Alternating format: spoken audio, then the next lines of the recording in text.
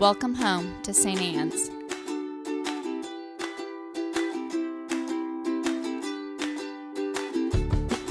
We want you to know that you're welcome to join us at 10 a.m. on Sundays. Please be sure to hit subscribe to receive our sermons. We can't wait to meet you. Okay, so I'm just going to preface this with, I know it's heretical that I'm wearing red today because I'm doing it for secular reasons, but I'm also going to acknowledge that, red is an awesome color, and it's the Holy Spirit, and we have a lot of stuff going on in our world today and this week, and so to be honest, we need as much of the Holy Spirit as we can possibly get. So let's talk about this week, because there's a lot of stuff going on, right? And at first it was like, okay, well, clergy, you need to preach on the fact that it's September 11th, 21st anniversary of September 11th. Clergy, you better preach on the fact that the Queen of England died, who is the head of the Anglican Church, which we are a part. We are the Episcopal Church, so we are the Anglican Church in the United States. I'm just going to go with we should preach the gospel. Right. So we're going to see where the gospel gets us, and it might, I don't know, I'm a firm believer that the gospel always has something to say to us. Otherwise, I'm standing up here wasting your time and mine. So let's preach the gospel and see what happens, shall we? All right, so the gospel goes something like this. Jesus is really, really cool, all right? Jesus is really popular at this point in time. I mean, later they're going to kill him, but right now they like him. And so the Pharisees and the scribes were like them because we're the people who are religious and actually attend. So when you read these books, realize that we're not usually Jesus, okay? We churchy people usually land with the Pharisees. We're pretty Pharisaic. We love good rules. We love that we're the good ones. We're the good ones. We've been going to church, right? We've been doing the things. We're out there loving Jesus, talking about Jesus, and we could be doing a million things on our Sunday morning, but God bless, we are here. All right, we're the good ones. All right? And the Pharisees are thinking the same thing. Dude, we're the good ones. All right? We committed our life to this whole Judaism thing, and you're over there hanging out with those weirdos. What? And Jesus again and again and again is like, yeah, but everybody matters. And the Pharisees are like, yeah, that's great, but we matter more, right? Like, in the scheme of who matters, we're the most equal, right? Yeah. And just like, no. But they're mad, right? Because he's eating with them. And this is the number one thing. One of my first clergy people when I was a new clergy person, because I was 24 when I was ordained, and I was thrown out into western Iowa. And the bishop at the time, this was a troubled congregation. They'd been killing priests for about 50 years. They were really good at it. Well, and here's the thing. In the process of killing a priest, you usually kill your church, too. It's kind of one and the same. When you poison something, you poison everything. And he was like, yeah, one day in the morning, I was brushing my teeth, and I was like, May can do it. May will be fine. So they threw me out into western Iowa. There are no other clergy, really, in western Iowa. There's like one Episcopal Church in Council Bluffs. The rest of it's kind of a free-for-all. Okay? And so my clergy that I looked up to were the other local clergy, the Presbyterian minister and the Disciples of Christ minister, and we would go for coffee in the mornings, and they were older clergy people, and they'd been around, and they said, Meg, come on in. We're going to teach you what it's really like to be a clergy person. Not all that stuff that they taught you in seminary. We're going to teach you real life. And one of the first things that they said to me was, beware who meets you at the train. Beware who meets you at the train. Because sometimes they have an agenda, right? Sometimes the people who are going to welcome you into meals, who want to do all these things, they love you, they have an agenda. Do you suppose the Pharisees have an agenda? And what will really offend the people with an agenda is if you pay attention to everybody. And they said, but Meg, your church is everybody. Beware the people that meet you at the train. I said, okay. And it's true. It is 100% true that the people who really, they glom onto you, they don't know you yet, but they glom onto you. And Jesus is experiencing the same thing. The people who glom onto you will be mad when you actually start to preach the gospel. When you actually start to include everybody and tell them that everybody's equal and mama ain't got no favorites, they will be upset. And that is what Jesus is experiencing. This idea that, wait, you're supposed to like us best.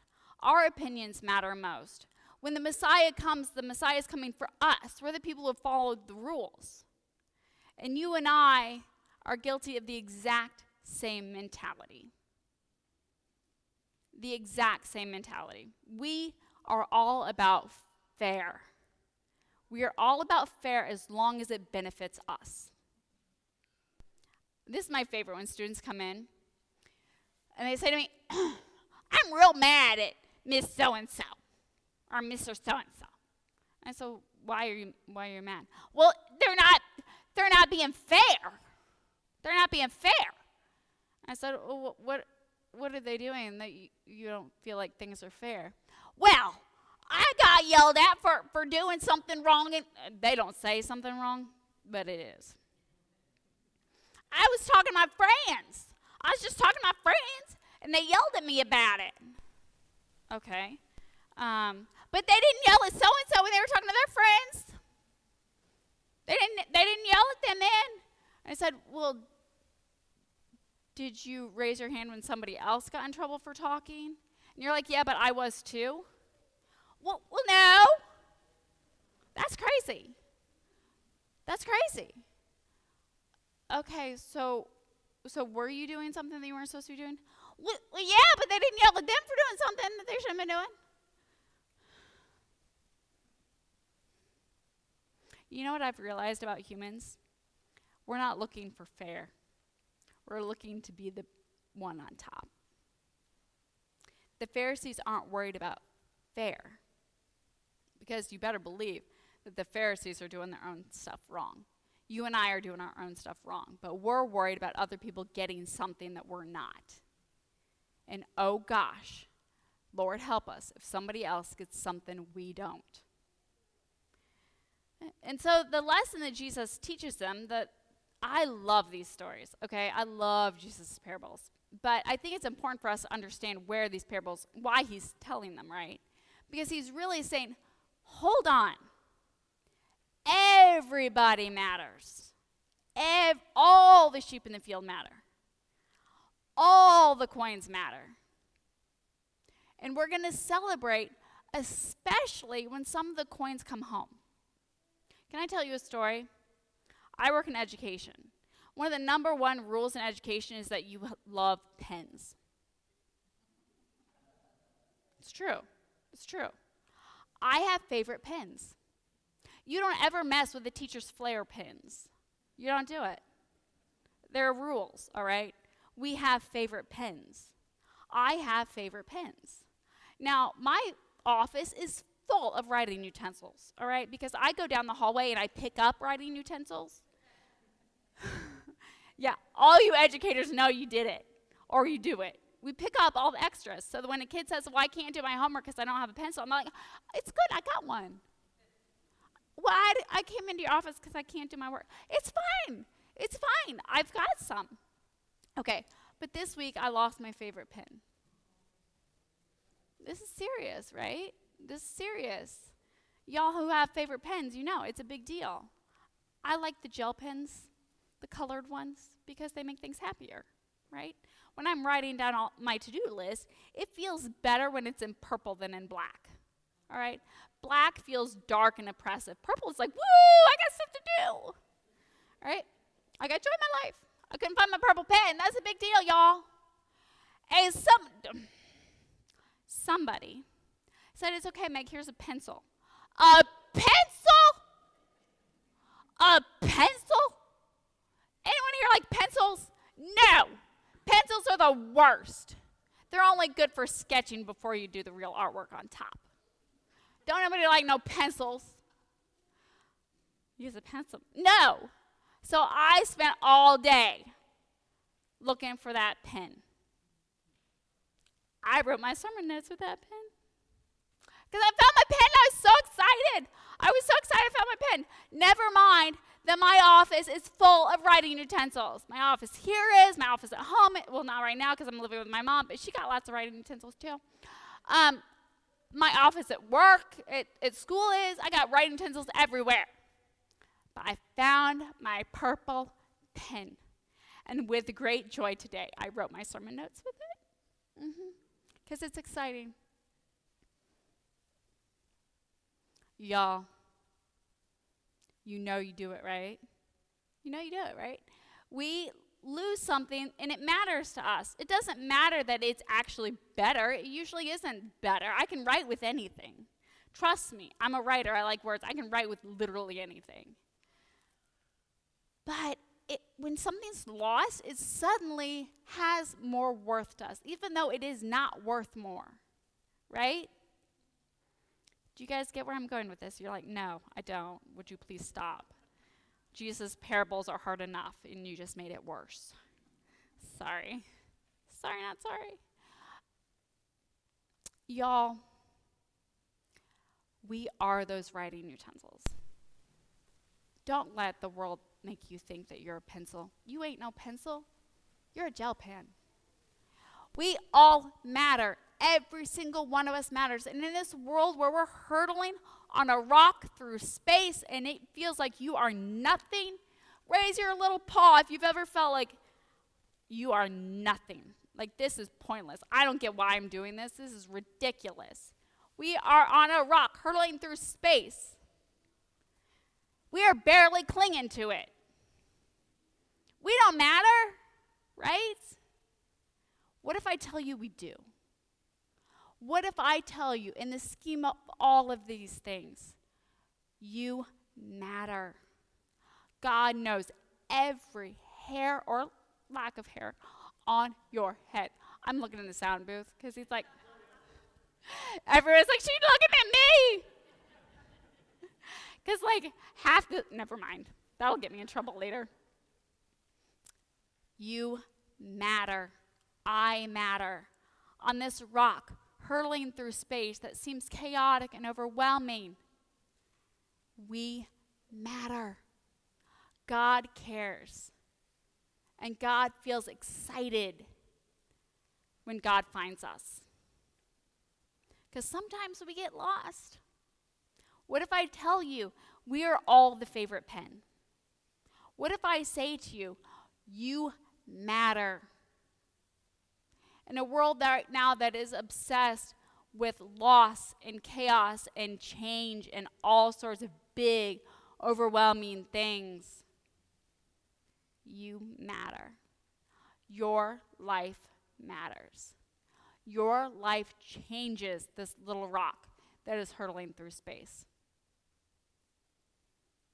If a young woman can become queen and reign for 70 years, a young, unimportant woman who was never meant to be in charge. You know how many weird things had to happen for Elizabeth to become queen? A lot. Her life matters. Your life matters just as much. And what if I tell you that? Does that seem untrue? Does that kick you in the gut? No. My life doesn't matter as much as the Queen of England. But it does. It does matter just as much. And all those lives lost on September 11th mattered. They mattered just as much as our life matters. And our life matters just as much because our existence changes the course of time. None of us is a mistake. God uses every single life. Every single one matters. Whether you are the sheep that has been lost and God had to go looking for you in the trembling mess of the woods, or whether you were one of those sheep that was like, I've been going to church the whole time. It matters. It matters. And the mistake that the Pharisees are making is that thing that makes us want to matter more, right? We all have it. We want to be the favorite. We all want to be the favorite. And that's where we get stuck, because we think there are two options. We have very black and white thinking. We think we either matter 100%, we're the most mattering of to ever matter, or we are nothing.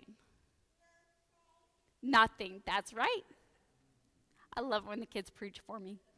It's fantastic. What if I tell you there is no black and white? What if I tell you that we are all of us gray? And what if I tell you that gray is the most wonderful color of all? Because it's all of it. And every single one of us matters just the same. You matter. You aren't a pencil. You're a gel pen. Good news, there are lots of colors of gel pens. I know, because I've like 20 of them. We want you to know that you're welcome to join us at 10 a.m. on Sundays. Please be sure to hit subscribe to receive our sermons. We can't wait to meet you.